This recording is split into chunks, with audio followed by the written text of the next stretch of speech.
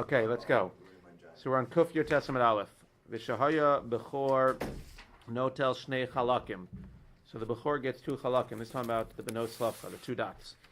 So the question becomes, slavchad was the b'chor of chefer. So seemingly the b'chor should get double by slavchad as well, benot slavchad. Ve'amai, the question is, roihu ve'ena b'chor notel b'roi ki b'muchzak. But it's roy. There's two things. There's something called roy and something called muchzak. Muchzak is something that's in the possession of them. They're muchzak to be in possession when you die. By a bechor, you only get pishnayim of the money that your father has at the time that he dies. Not money that's roy to him, not money that's going to come to him. And therefore, Eretz Yisrael was not yet in the hands of Benot Slavchad's father. Therefore, Lamaisa is considered to be roy to come to him and not muchzak. If it's roy and not muchzak, why were they going to get a double portion? Yes, we answered the question that they should get a portion in the land of Israel, but if it's only roy, then they should not get a double portion in the land of Israel. Amar Yehuda Amar Shmuel b'Yisedos Olim. You're right. They didn't get a double portion in terms of the Bechor in the land of Israel. They only got the Yisedos Olim, the pegs of the Olim, which literally means they got the metaltalin. They got the metaltalin. That's what it's standing for. It's giving an example of what the metaltalin. They got double in the metaltalin, which was muchzak, but they didn't get double in the land, which was roy. Masir Rabba Rabbi Yehuda Omer Benot Selavchad Natlu Dalit Chalakim. So Rabbi Yehuda says that Benot Selavchad got 4 chalakim. Shenamar Vayiplu Chevle Menashe Asara. Chevle means portions. Chevle, as Rishbam says, means ropes, to go ahead and to rope off the different areas. It's clear that they got their 4 portions. The 4th portion was the double portion. So it's clear that they got the 4th portion not just from metaltalin, they got it from land as well. How are you going to answer? Ela Maraba, Eretz Yisrael Muchzak. So it must be that Eretz Yisrael is not roy, Eretz Yisrael is Muchzak. And even when you don't yet have it, fascinating shot in general, even when you don't yet have Eretz Yisrael in your possession, it's as if you have it in your possession, and therefore they were able to pass it on with a double portion to their daughters. Ella Amaraba, fine. Meisvei, Amar of Chidka, Shimon HaShikmoni Hayali Chaver. Shimon HaShikmoni was my Chaver. Mitamide Rabbi Akiva. He was Rabbi Akiva's Talmud. Rabbi Shimon HaShikmoni Omer. This is what he said. Yodea Haya Moshe Rabbeinu Shebenot Slavchad Yor Shosein. Moshe Rabbeinu knew that Benot Slavchad are going to get a portion in the land of Israel. Aval lo haya yodea im not los chelek b'chorim lav. He didn't know whether they were going to get a double portion or not. Ureuya haisa parshas nachlos likosev al yidei Moshe. And it was roy for the parsha of the nachlos to be written al yidei Moshe. Ela shezachu Benot Slavchad v'nichteva al yadan. Again, when we're talking about them getting the bechor, we're talking about their father, Slavchad, getting the double portion, and then them splitting it equally from his father, Chefer. So he knew that Lamaisa they're going to inherit. He didn't know whether they should get the double portion, because again, it wasn't yet in the possession of their grandfather at the time that he died. So if it's not muchzak in the grandfather's possession, then Lamaisa shouldn't get it. So we answered, no, Eretz Yisrael is muchzak. Even if he didn't have it, by Eretz Yisrael we consider it to be muchzak. So Moshe Rabbeinu knew that they're supposed to go ahead and inherit a double, that they're supposed to inherit a portion of the land of Israel. He didn't know that whether they're supposed to get a double portion or not, because he didn't know whether Eretz Yisrael was muchzak, he seemingly. And we go through the whole parsha, and we learn the halachos from the parsha. In essence, it was a schus for it to be written through the question and through the interaction of Benot Slavchad, as opposed to Moshe Rabbeinu just getting up and saying, this is the halacha in the following case. And similarly, V'yodeh Moshe Rabbeinu sham mekoshesh b'misa. We know that in the desert, the first Shabbos, they had the mekoshesh eitzim who cut down, amongst other things. He was chayav for different things on Shabbos, and he knew that he was supposed to die. Shenemar mechalaleha mos yumas. The problem was that God had just given him the Torah, and he didn't know which type of misa he's supposed to get. However,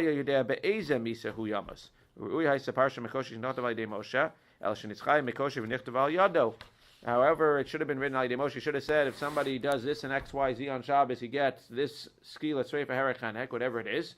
At the end of the day, it should have been written, but we taught it through the mekoshesh, through the case itself. What did he get? What was his penalty? Skila. He gets skila for Mechalaleha Mos Yumas, that means skila. And again, we taught it through the story and not just by Moshe Rabbeinu telling us. Why? Lilamdecha, to teach us, shemegalgalin l'zechus al yidei zakai, v'chov al yidei chayav. Because if a guy is chayav, if he does the right thing, if he does the wrong thing, then we're going to teach it through him. It's like another punishment, another slap in the face. Not only are you going to get punished, we're going to teach the law for all generations through you, so they always talk about the mekoshesh. And not only are you going to have a zechus, the Benot Slavchad, that you're actually going to get the double portion, we're going to teach it through you for all generations, because at the end of the day, you asked a good question. You're tzidkanios, you're darshanios, you're chachmanios, as the Gemara will say down there. V'isa kadaitach. What?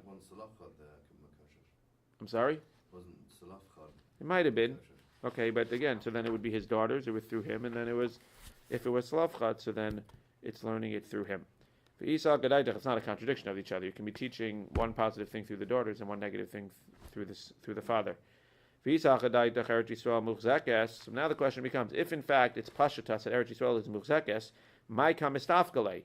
So what was Moshe Rabbeinu not sure about?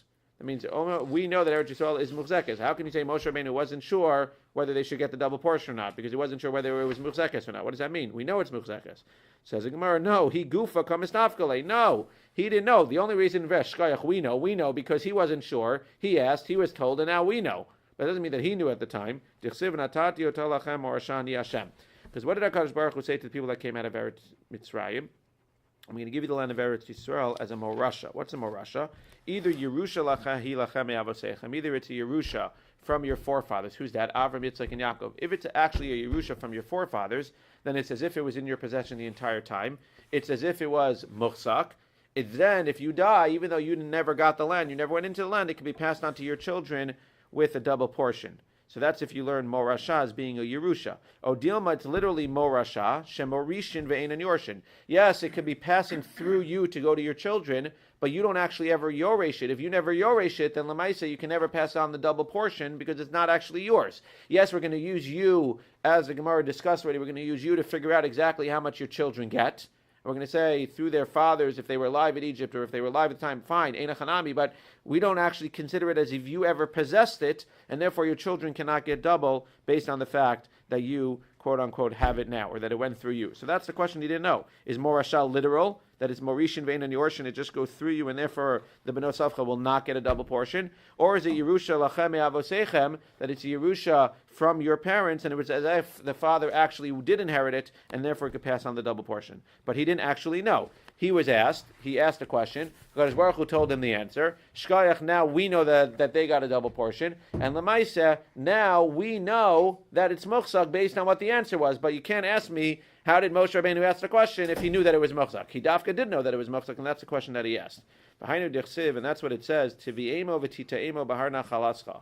Tivi'enu lo namar, ela tivi'emo. Melamed shem misnabim ve'enan yodim ma misnabim. Where's that? That's in Az Yashir. So they said the equivalent of bringing us into the land of Israel. This is what the people said at the sea. But at the end of the day, they were misnabdin and they didn't even know what they were being misnabdin. They had a prophecy without even knowing what they were prophesying. Why? Because what were they saying? They didn't say, Tivi'enu, you will bring us into the land of Israel. Even though they didn't realize that they're not going to go into the land, they had a prophecy without realizing it that they themselves will not go into the land. That's why they didn't say, Tivi'enu. They said, Tivi'emo, V'tita'emo, which implies that we will go, the Jewish people will go in, but we ourselves will not go in. That's why it used Tivi'emo, V'tita'emo, and not Tivi'enu. Okay, good to know for when we dive in tomorrow. When Salafchad came before Moshe, Elazar, the Nisim, and the Eda. Efshar amdu lifnei Moshe v'lo amru lahen davar v'amdu lifnei Nisim v'chol Eda. So Gemara understands at this point that it's in order. It's literal. First they came to Moshe, then they went to Elazar, then they went to the Nisim, then they went to all of the Eda. So what are you going to do? You're going to go ask the rabbi a question, and he's not going to know, and you're going to go ask somebody else? Come on, man. Elasares hamikra v'darsheyu divrei Rabbi Yoshia. What does sares mean? Sares means you inverse it. You went to the Eda, they didn't want to bother the rabbi. So they went to the Eda. He didn't know. Or they didn't know. Then they went to the Nisim, they didn't know. They went to Elazar, he didn't know. Then they finally went to Moshe Rabbeinu, and they asked him. Abba Chanan, again, he didn't know either, but at least they went last to Moshe, not first. Abba Chanan Amar Mishum Rabbi Elazar, no. No, they were in the base medrash, and he asked them all together. So he didn't go to one before the other. He asked them all together. That's a machlokes. Mar savar chokin kavel l'talmid b'makom harav, u'mar savar ein chokin. So there's a machlokes whether you're allowed to give kavod to a talmid in front of the rav. Is it considered to be a benefit or a kavod for the Rav himself, or is it considered to be disrespectful? If you hold that you're allowed to give kavod to a talmid in front of a Rav, then it's okay if they would have come into the base medrash and they were all learning together, and he asked all of them in front of Moshe Rabbeinu together because you're allowed to give kavod to the talmid, because if you're asking his talmidim as well, it's a kavod to him as well. If you hold that you can't give kavod to a talmid before a Rav because it's not kavodik to the Rav, you should ask the Rav directly, then it must be that they didn't come into the base medrash. It must be that they asked all of them, and they asked them in reverse order, and therefore they asked Moshe Rabbeinu last. Says Gemara, what's the halacha? So the halacha is chokin and the halacha is ein chokin.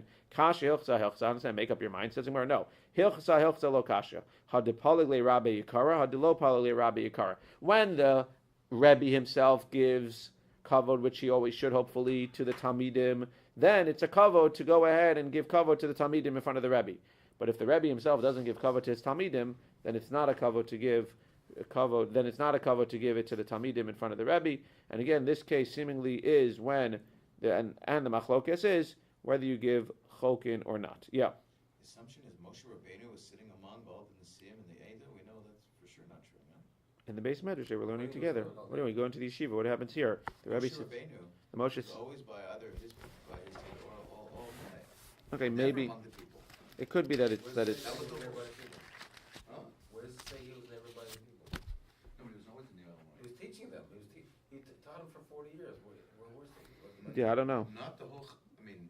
No, he was definitely Gemara separate at talks about some. the hierarchy of how people went by Yisro and by how people went. Right, but it doesn't necessarily mean that he wasn't in the same occasion. Maybe he was in the front of the room. I don't know. It's an interesting question. He gave over to people. He gave it over, but Aaron was always. There's- He was learning with them. but there's a difference between him learning and being able to teach it over to them and literally sitting in the same. I mean, if you go to any base medrash today, you'll see like the Rebbeim in the front and they have their thing. I don't know if that's what it's like. I don't know. I've been a lot of places. I was not there. Sag the Gemara. Tana, I was there. I just don't remember. Tana, says the Mishnah.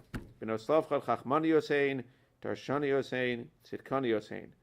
Says the Gemara. Chachmani yosein is a famous Gemara. Lefi shah dibru. They were chachmanis because they spoke when you're supposed to speak. Right time, wrong thing, right thing. Right girl, wrong time, wrong girl. What? No. Right girl, wrong time, wrong girl. It doesn't work the other way, but right girl, wrong time, wrong girl. Wrong girl, right time.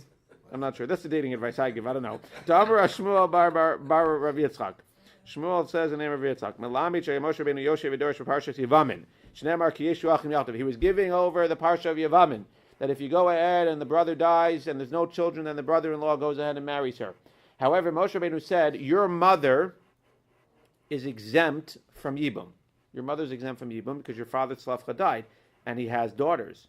So the Gemara says, well, they were very smart. What did they say? Amrlo. So now this is our opportunity. Im kiben anu chashuvin tanalahu nachla kiben. If we're like banim, so then we should be getting an inheritance like a ben. Im lav, if not, tisyabe mimenu. Why are you telling us? So it's like Mamanashah, you're telling us we can't inherit, so we're not like Ben, but you're telling us that our mother doesn't go ahead and do Yibum because she has children. But it only says Uben Ein Lo. So you're learning that Lamaisa, children is daughters as well. But I understand, daughters, it's only sons. So if you're treating us like a son, they're very smart. If you're treating us like a son in terms of our mother not being able to go ahead and do Yibum, you should treat us like a son to give us the inheritance. Miyad vayakrev Moshe Esrim to tell Hashem. They had a good point, and therefore Moshe Rabbeinu went to Hashem, and Hashem said they're right. And if we're treating them like sons in terms of Yibum, we're going to treat them like sons in terms of inheritance as well. Darshani Yosein Shayu Omros. They were Darshanios because they said Ilu Hayalo Ben Lo Dibarnu. They were Darshanios because they said, listen, we're not feminists over here. If there was a son, then we wouldn't have said anything. We understand that if there's a son, daughters don't get, but there's no son here. Vatanya says the Gemara, but it says Bas, that the argument was actually that if there was a daughter, we wouldn't have said anything. What does that mean? If there was a daughter, we wouldn't have said anything. We are daughters. That's why Amar B'Yirmiyah Sami Mikan Bas. No, get rid of that Gemara. There's no such thing that they said if there were daughters. They said if there were sons, we wouldn't have said anything. Abai says no, they did say that if there were daughters. What does that mean if there were daughters? Abai Amar Afilu Hayabas Leben Lo Dibarnu. We're not even going to say if there were sons, of course we wouldn't have said anything. Even if there was a granddaughter like we spoke about last week, we still wouldn't have said anything because we respect that the halacha is that the daughter of a son gets it before a daughter. But at the end of the day, there are no sons and there are no granddaughters, and therefore we should be Yoresh. 2 more minutes. Zok the Gemara.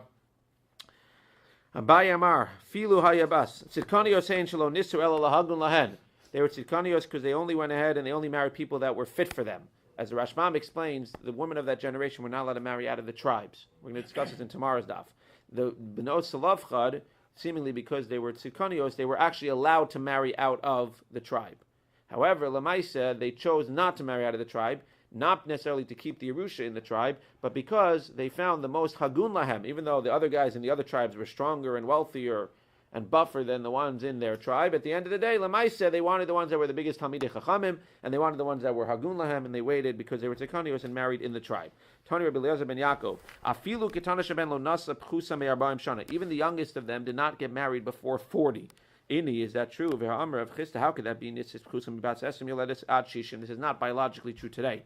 But the Gemara says that at the time of the Gemara, if somebody got married before they were 20, then they can go ahead and have children until 60. Bas Esrim, seemingly not just married. If they had relations before they were 20, then they can go ahead and have children until 60. Bas Esrim, Yoledes Ad Arbaim. If they get married at 20, they can only have children until 40. Bas Arbaim, Shuv Eina Yoledes. Once they have 40, if they don't get married before 40, they can't have children anymore. Since they were tzikanios and they got married at 40 and they shouldn't have been able to have children, there was a nes that was done to them like Yocheved. Like it says, Vayelech ish mi beis Levi, Vayikach es bas Levi. It says that there was a man from Beis Levi and he took bas Levi. Efshar bas meo shoshim shana v'kar la bas. She's 130 years old and they're calling her a bas. To Amar of Chama bar Chanin. How do we know she was 130? Zi Yocheved. This is the famous Gemara. Sheharasa b'derech v'nolda bein achomos. She was conceived on the way and she was born as they were going into Egypt. Dechsev asher yaldo sala Levi b'Mitzrayim. Levi had her in Mitzrayim. What does that mean? Levi had her in Mitzrayim. Leidasa b'Mitzrayim. She was born at the walls. V'harasa shalo b'Mitzrayim. And she was conceived not in Mitzrayim. V'amai kar Bas, and therefore, if you do the math based on the Torah, how old is she at the time? She's 130 years old at the time. How is it possible that she's a Bas? She's 130 years old, and how is it possible that she's having a baby, which was who? Which was Moshe Rabbeinu. Amar Rav Yehuda bar Zvida Melamed shenoldu bas simani narus. She had simani narus. Who else had this? Sari Menu. She had simani narus even when she was older. Nisadin habasar, the basar became nice and fresh. Nitpashtu hakimatin halavai, all of the wrinkles went away. V'chazar hayofi l'makomo. She became beautiful again, and therefore she was able to have a child, and that's why he calls her Bas. Zok the Gemara vayikach. Why does it say that he took her? Vayachsar mi ba'alei, to say that he returned her, that she returned to him. Vayachsar ishmi beis Levi. What do you mean? Or vayikach. What do you mean? Vayelech ishmi beis Levi. Vayikach es bas Levi. He didn't marry her for the first time. He returned her. He returned to her. Amar Rav Yehuda bar Zvida. Milamed she'asala ma'aseh lekuchen. No, they had a whole wedding again. Hoshiva be'apirion, she sat in the chair. Ve'aron amirion mishorim lefaneo malachi asharis omrim ema banim semecha. Just want to share with you one very short thought that I spoke about in my women's shir with Miriam. We know that by Az Yashir, right after Az Yashir, it says that Miriam came with the woman and she danced with the Topim and Mecholos. And there's a fascinating medrash. I forgot exactly where it's brought down. The medrash says that it shows that Miriam had a tremendous amount of emunah and bitachon in HaKadosh Baruch Hu. Why? It was the very same tofim and mecholos that she used on the sea that she used at the wedding of her parents when they got married for the second time. And she kept those because HaKadosh Baruch Hu had promised, even though it was the darkest of times, HaKadosh Baruch Hu had promised she would come out of Egypt. She had bitachon and emunah HaKadosh Baruch Hu amongst all the other women at the time that they would come out of Egypt. Therefore, she made whatever instrument she made for the wedding of her parents when they got remarried again, and Moshe Rabbeinu was born. She kept them with her the entire time to the point when everybody was grabbing all the gold and the silver and everything coming out of Egypt. She grabbed her tufim and mecholos. She had kept on and held on to them for all of that amount of time, and she was young at the time. She wasn't very old at the time. She was 6 years old approximately at the time. She held on to them for all of those years, and when they came out and the men sang Az Yashir, Miriam led the woman in the Az Yashir with the Tufim and Cholos, the same exact ones that she used in her wedding of her parents, the second wedding of her parents.